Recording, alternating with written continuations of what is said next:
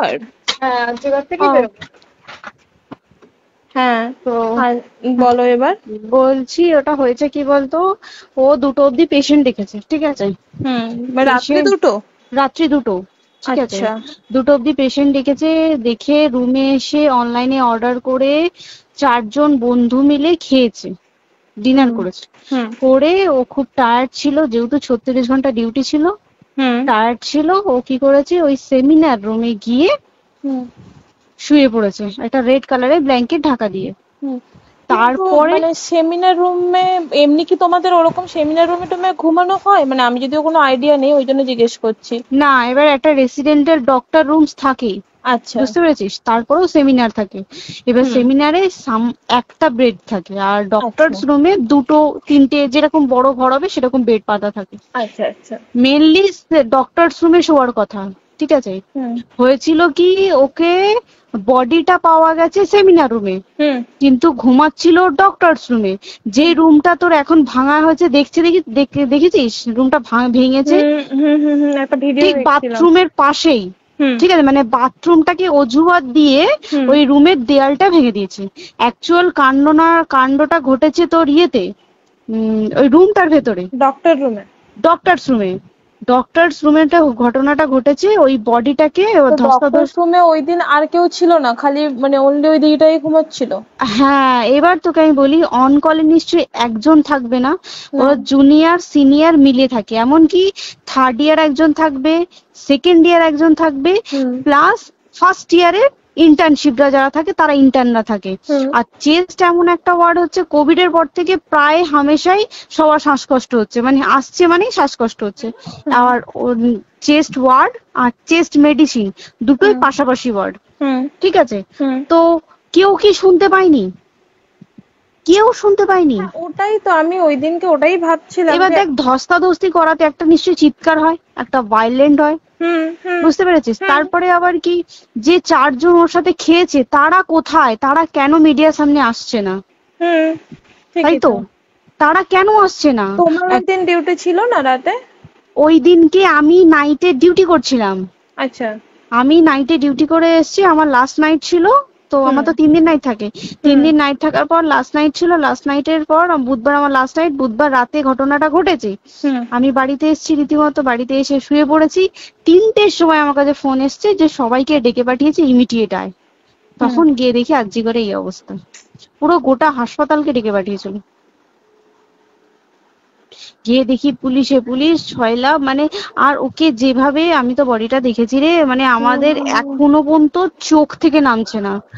রীতিমতো মনে হচ্ছে মেয়েটা যেন আমাদের পাশে পাশে ঘুরছে, একদম এরকম, মানে মানে অদৃশ্যমান। মানে আমরা এরকম ভাবতে পারছি না যে এরকম ভূত থাকে বা একটা স্পিরিট থাকে বা কিছু। এখন আমরা বুঝতে পারছি না, ওর আত্মাটা এখনো ঘুরছে আমাদের আশেপাশে। দেখ, ওর আমার তলাটায় না, কিন্তু ওর থেকে ও থাকে 4তলায়। 4তলায় ঘটনাটা ঘটেছে, ঠিক 2টো ফ্লোর নিচেই আমি থাকি, আমার রুমটা, ঠিক আছে? কিন্তু তাও আতঙ্কে আমরা মানে একদম স্তব্ধ হয়ে গেছে আরজিকরটা। কিন্তু ব্যাপারটা হচ্ছে, তাহলে ডক্টরস রুম থেকে ওকে সেমিনার রুমে নিয়ে যাওয়া হয়েছে? হ্যাঁ, অবশ্যই নিয়ে যাওয়া হয়েছে। এবার দেখ, নিয়ে যাওয়া হয়েছে, ওকে যেভাবে মারা হয়েছে এটা একার পক্ষে অসম্ভব, দিস ইজ এ ইম্পসিবল। পুরোপুরি গ্যাং রেপ ছাড়া কোনো কিছু নয়। আর শুধুমাত্র রেপ নয়, রেপ হলো, করলো, ছেড়ে দিল, ঠিক আছে, ওকে রীতিমতো মার্ডার করেছে। মানে হিসেব মতো যা বুঝছি, মানে তোমার কথাতে, ওটা হচ্ছে ওর ওই বন্ধু বান্ধব মেবি জড়িত। এক্স্যাক্টলি, হয় ওর বন্ধু বান্ধব কেউ, ঠিক আছে, মানে 4জনের মধ্যে কেউ, আইদার ওকে এমন কিছু করতে বলে। দেখ, বড় বড় কোম্পানিতেও তো এরকম হয়, মানে হয় তুমি আমার সাথে কম্প্রোমাইজ করো, নয় তুমি চাকরি ছেড়ে চলে যাও, হয় তো। এখানেও সেরকম কিছু একটা হয়েছে। যাকে যে ক্রাইম করেছে সেও কিন্তু নর্মাল ডক্টর নয়, কিন্তু সেও একটা ভালো পোস্টে র্যাঙ্ক করছে, বুঝতে পেরেছিস? তবেই কিন্তু পুরো ব্যাপারটাকে হসপিটাল চেপে যেতে চাইছে, পুরো ব্যাপারটা। তাহলে এই সিভিক যে ও কোথা থেকে আসছে? এবার তোকে আমি বলি ওটা কোথা থেকে আসছে। আমাদের প্রিন্সিপাল চেঞ্জ হয়ে গেছে, ডেপুটি সুপার চেঞ্জ হয়ে গেছে, তারপরে আমাদের ওই অ্যাসিস্ট্যান্ট সুপার চেঞ্জ, সব চেঞ্জ হয়ে গেছে। তারপরে যে ওয়ার্ডের ডাক্তাররা ছিল, সিস্টাররা ছিল, ওয়ার্ড বয়রা ছিল, মাসিরা ছিল, সবাইকে ডেকে এখন সাসপেন্ড করা হয়েছে। তারা কোথাও যেতে পারবে না, রোজ গিয়ে কোর্টে গিয়ে দেখা করছে। আজকেও কোর্টে গেছিল সবাই। তারপরে তারপরে তোমার তোর এগুলো হলো, তারপরে তোর কি বলে, আরে বল না, ওই সিবিআই এটা হয়েছে কি, মানে ও সেই সঞ্জয় রায় যে ধরা পড়েছে, অ্যাকচুয়াল কিন্তু ও নেই, ঠিক আছে, ওর এতটা ক্ষমতাই হয় না। ও অত রাত্রে কি করতে যাবে, ও অত রাত্রে ওখানে কি করতে যাবে? ওর না পেশেন্ট, ও নাকি বলছে দালাল পেশেন্ট নিয়ে গেছে। তো পেশেন্ট নিয়ে যখন গেছে, দিদিটার রুমে যখন যাবে, নিশ্চয়ই দিদিটার রুমে কোনো কাগজপত্র দেখাতে যাবে, সেই অবস্থায় গিয়ে দেখে যে এরকম এরকম ঘটনা, তা ঝাঁপিয়ে পড়েছে ওর উপরে। এরকম কিছু কি, তাও কিছু নয়, শুধু গেছে, দেখছে ড্রিঙ্ক অবস্থায়, ওকে ক্যামেরায় দেখা গেছে ড্রিঙ্ক অবস্থায় গেছে আর এসছে, এইটুকুই দেখা গেছে। তারপরে হচ্ছে কি, তোর অনেক রকম, এখানে অনেক রকম ব্যাপার আছে। যে দিনকে ঘটনাটা ঘটে তার ঠিক দুদিন পরে ওই সেমিনার বাথরুমের অজুহাত দিয়ে ডক্টর যে রুমের দেওয়ালটা আছে, ওই দেওয়ালটা ভেঙে দিয়েছে। কেন? প্রথমে ওকে বললো সুসাইড করেছে, আমাদের যখন ফার্স্ট খবর আছে তখন সুসাইড করেছে। তারপরে যখন হসপিটালে যাই তখন গিয়ে শুনছি নাকি না, সুসাইড করেনি, এটা রেপ করেছে, রেপ করে মার্ডার করা হয়েছে। বুঝতে এখানে বিশাল বড় একটা গেম চলছে। আর যে ওর উপর কি রাগ ছিল, মানে হ্যাঁ হ্যাঁ হ্যাঁ হ্যাঁ হ্যাঁ হ্যাঁ একদম। আমি তো কি বললাম, শোন, তুই যদি কারোর সাথে কম্প্রোমাইজ করি তাহলে তোর পোস্ট বাড়বে, তুই কারোর সাথে কম্প্রোমাইজ করবি না, তোকে মার্ডার করে দেবে। মানে ওরকম টাইপের কিছু বলতো, এরকমই টাইপের কিছু একটা ছিল। আইদার খুব রাফ, মানে খুব রাগ, খুব মানে খুব ওর উপরে খুব ফ্রাস্ট্রেশন ছিল, যারই ছিল খুব ফ্রাস্ট্রেশন ছিল। শুধু ওকে মারিনি রে, রীতিমতো মার্ডার করেছে। ওর যে ক্ল্যাচারটা ছিল, ওর আমি শুনেছি এটা, ওর ইউরিনের রাস্তায় ক্ল্যাচারটা ঢুকিয়ে দিয়েছে, তুই জানিস? মানে কি বলবো, মানে ওকে দেখা যাচ্ছে না, আমরা তো দেখেছি নিজের চোখে, ওকে দেখা যাচ্ছে না। মানে একটা মৃত্যু কতটা, মানে এইটা মানে প্রচন্ড কষ্ট পেয়ে একটা মেয়ে মারা গেল। আর ওর যে গলাটা চেপে ধরেছে, ওর ওই চেপে ধরাতে মানে এতটাই জোরে চেপে ধরেছে যে চোখ ফেটে রক্ত বেরিয়েছে। বুঝতে পেরেছিস? মানে কি বলতো, যদি ধরা পড়ে না, উচিত মানে যারা এটার সঙ্গে দায়ী না। আর এই যে সিবিআইটা হয়েছে, সিবিআইটা একমাত্র আমাদের জোরেতেই সিবিআইটা এসছে।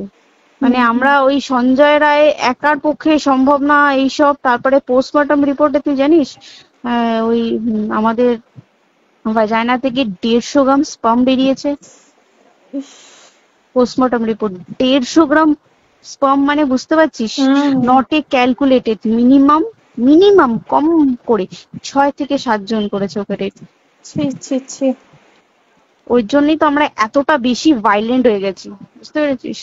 আমাদের একটা মেয়ে তার কাজের জায়গাতেই ছিল, এমনটা নয় যে রাস্তাঘাটে কোনো বিপদ, তার কাজের জায়গাতেই সেফ নয়। শোন দেখ, বড় বড় কোম্পানিতে কি হয়, রুমের ভেতরে এগুলো হয়, মানে ধর রুমের ভেতরে হলো, যেমন কল সেন্টারে হয়, নাইট শিফটে হয়, এইগুলো একসেপ্টেবল। বাট হসপিটাল হচ্ছে এমন একটা এরিয়ার মতো একটা, হ্যাঁ আরজিকর বলে না, যে কোনো হাসপাতালে কেউ যদি স্ব ইচ্ছায় কারোর সাথে রিলেশনশিপে গিয়ে করতে চায় সেটা আলাদা জিনিস, কিন্তু ঠিক আছে, কিন্তু কেউ কারো বিরুদ্ধে এইভাবে করতে পারে না রে, তুই জানিস না? মানে ওয়ার্ডে দেখ, কম বেশি আমরা সবাই ঘুমাই, কম বেশি আমরা সবাই জেগে থাকি, জেগে তো থাকি, তাতে কি কেউ শুনতে পায়নি? তার কি একদম ভায়োলেন্স ছিল না? যদি কেউ না শুনতে পারে তাহলে ওর খাবারে কেউ কিছু মিশিয়েছিল, তাই কি না? সেটাও পোস্টমর্টম রিপোর্টে মানে লিক করছে না যে কেন খাবার ও তো খাবারটা খেয়েছিল, সেটা তো নিশ্চয়ই পেটেই ছিল, পেট থেকে তো বমি করে বের করে দেন, সেটা তো ফরেনসিক রিপোর্টে কিছু বলবে। আর তুই জানিস না, দেন মানে ধর পোস্টমর্টম রিপোর্ট আসতে 3 দিন সময় লাগে। ও যেদিনকে মরেছে ঠিক তার পরের দিনকে বিকালবেলা পোস্টমর্টম রিপোর্ট বার করে দিয়েছে, মানে বডি বার করো আর পোড়াও, 10 সেকেন্ডের মধ্যে বাড়িতে নিয়ে গেছে, তারপরে বডি পুড়িয়ে দিয়েছে। মানে কি বলবো, হসপিটাল, মমতা ব্যানার্জি, সবাই, মানে তৃণমূল প্রত্যেক সবাই এটাকে পুরোটাই কেসটাকে চাপা দিতে চাইছে, পুরোটা। তারপরে তুই ভাব, যে মানুষটাকে এত ক্ষতবিক্ষত ভাবে মেরেছে, তাকে অভিষেক ব্যানার রেপ কি কলকাতায় প্রথম হলো? নয়, বিভিন্ন জায়গায় বিভিন্ন ভাবে রেপ হয়েছে, ধরা পড়েছে। ফাঁসি হ্যাঁ, হয়েছে কি জেল হয়েছে। হুম, অভিষেক বন্দ্যোপাধ্যায় কেন বললো জাস্ট তোর কি বলে এনকাউন্টার করতে? মানে কি সঞ্জয়কে যদি এনকাউন্টার করে পুরো কেসটা চাপা পড়ে পুরো যাবে, কেসটা চাপা পড়ে যাবে একদম। স্টুডেন্টরা ঠান্ডা হয়ে যাবে, হুম হুম। আর আমরা সেটা মানবো না, আমরা সেটা হতেই দেব না। তাতে যদি চাকরি মানে আরজিকরটাকে সিল করতে হয় তাতেও আমরা রাজি আছি, সিল করে দেওয়া হোক আরজিকর, সিল করে দেবে মনে হচ্ছে যদি ঠিকঠাক ভাবে। এবার ওই জন্য আমাদের দাবিতে সিবিআই এসছে। এবার তুই একটা কথা বল, যখন দেখতে পাচ্ছে মমতা ব্যানার্জি যে কলকাতা পুলিশ আমাদের জন্য কিছু করতে পারছে না, আমরা কিছু মানতে পারছি না, 7 দিন ধরে বার করতে পারছে না, হুম তাহলে সেটা 2-3 দিনের মধ্যে কেন হ্যান্ড ওভার করে দিল না? হুম, তাই তো। তাই কি না? তারপরে দেখ পিডব্লিউডি ওটা লো পোস্টের মানুষ, মানে যারা ভাঙচুর করে, মানে সিমেন্টের যারা কাজ করে তাদেরকে হুম পিডব্লিউডি বলে। হুম এবার পিডব্লিউডির নিশ্চয়ই হায়ার অথরিটি থেকে অর্ডার এসছে তবেই ওরা গিয়ে ভেঙেছে। ওরা হুম নিশ্চয়ই পাগল নয় দুম করে গিয়ে কোনো গভর্নমেন্ট প্রপার্টি ভেঙে দেবে। হুম। অর্ডারটা কে পাস করলো যে এখনই চেস্ট ওয়ার্ডটাকে ভাঙতে হলো? সিবিআই আসা পর্যন্ত অপেক্ষা করতে পারতো। কারণ আজকে অত বড় বিক্ষোভ হবার কারণ কি হচ্ছে? একটাই কারণ, যে মেয়েটি মারা গেছে ঠিক আছে, কিন্তু তাকে এত বেশি মলেস্ট করে, এত বেশি রেপ করে বা বেশি ওকে মেরেছে, তার কি কোনো প্রতিবাদ নেই? তুই কোথায় সেফ পাবি তুই আমাকে বল? তুই ধর চাকরি ছেড়ে, আজকের সরকারি চাকরি ছেড়ে তুই প্রাইভেটে যাই, প্রাইভেটও তো তাই একই কোথাও না, অবস্থা, একদম একদম। প্রাইভেটেও একই অবস্থা। তুই কোনো চায়ের দোকান খুলে বসবি, অনার্সশিপে তুই বসলেও তাও এসে তো হাজার ছেলেরা থাকে, হুম। হাজার ছেলেরা টিস করে, তুই কোথায় কি করবি? তাহলে আমাদের সেফটি কোথায়? আমাদের মুখ্যমন্ত্রী মমতা ব্যানার্জি সে একটা লেডি হয়ে তাহলে আমাদের কি সেফটি দিয়েছে? আমাদের কি লক্ষ্মী ভান্ডার দিলে this is a problem solve? পুরো মাসের আমাদের কি সব খরচা চলে যায় লক্ষ্মী ভান্ডারে? জানি না, আই ডোন্ট নো। মানে আমরা প্রচুর ক্ষেপে আছি, প্রচুর। মানে এর বিচার না চাওয়া পর্যন্ত তা তুই ঠিকই তো। ভেবে চল কি এটা সলভ হবে না। আমরা মানে বিচার আমি নিয়ে আমি কথা বলবো। 2 দিন ধরেই ভাবছিলাম তোমাকে ফোন করবো, কিন্তু মানে এটা ওটাতে হয়ে উঠছে না। আর তোমাকে তো হুম। আমি ওই দিন রাতেই হোয়াটসঅ্যাপ করলাম না। হ্যাঁ হ্যাঁ এবার হ্যাঁ তখনই না আমি ব্যাপারটা অতটা বুঝতে পারিনি, আর আমার তার পরের দিনই ভোরবেলা ডিউটি। তা হ্যাঁ। আমি খুব তারপর সাবধানে থাকিস রে, আর খুব বলো না, সাবধানে না না। থাকিস। হ্যাঁ তাই তো, এখন মানে আর তোমরাও সাবধানে থাকো সবাই। কি বলবো বল, কিছু বলার নেই। দেখ আমাদের মধ্যবিত্ত মানুষরা আমাদের চাকরি করে খেতেই হবে, সোজা কথা। একদম একদম। তাই কিনা বল? বাবার এত হুম। পুঁজি নেই যে বসে অত বসে খাবো, ঠিক আর আছে? সেই মেন্টালিটিও নেই। পুঁজি হ্যাঁ যদিও থাকে, মেন্টালিটিও নেই হ্যাঁ যে এবার বাবার তুই, পুঁজিতে খাবে। এবার একটা কথা তুই বল, চাকরিটা কোথায় গিয়ে করবো তুই একটা বল? কোন সেটাই। স্টেটে গিয়ে চাকরি করবো তুই আমাকে বল? ওই যেমন, মানে এটা হয়তো আমার মা যেমন বাড়িতে থেকে 7টার মধ্যে ঢুকে যাও, দিদিকে তো ধরো অনেক রাত অব্দি 9টা, 9:30 10টা অব্দি ল্যাবে থাকতেই হয় না। এবার তুই কি করবি কি বল, কি করবে করবি? বলো তো এখন কিছু এই। করার আছে? দেখ ল্যাবেও তো সব ছেলেরা আছে, ছেলে হ্যাঁ আছে মেয়ে আছে। তুই একদম। কাকে বারণ করবি, তুই কাকে বিশ্বাস করবি তুই বল? তুই ধর কলিগদের সাথে খেতে বসেছিস, ঠিক আছে, তোর টিফিনটা যদি কেউ চাইলো তুই তাকে না দিয়ে পারবি?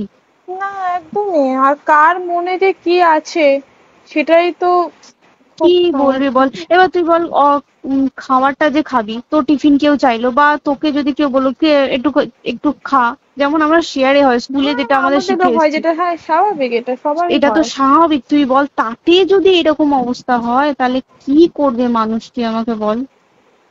আজকেও তো তাই আমাদের দেখ না, 11টা থেকে আমাদের তোর ক্যান্ডেল দিয়ে হোয়াইট ড্রেস হুম। পরে সব শ্যামবাজারে একতা হবে। এখন আবার বৃষ্টি শুরু হয়েছে, কে জানে বৃষ্টি, কি প্রচুর বৃষ্টি শুরু হলো। কি হুম, হবে জানি না। ঠিক আছে গো, টাটা। হ্যাঁ হুম চল টাটা। হুম হুম হুম। হুম হুম।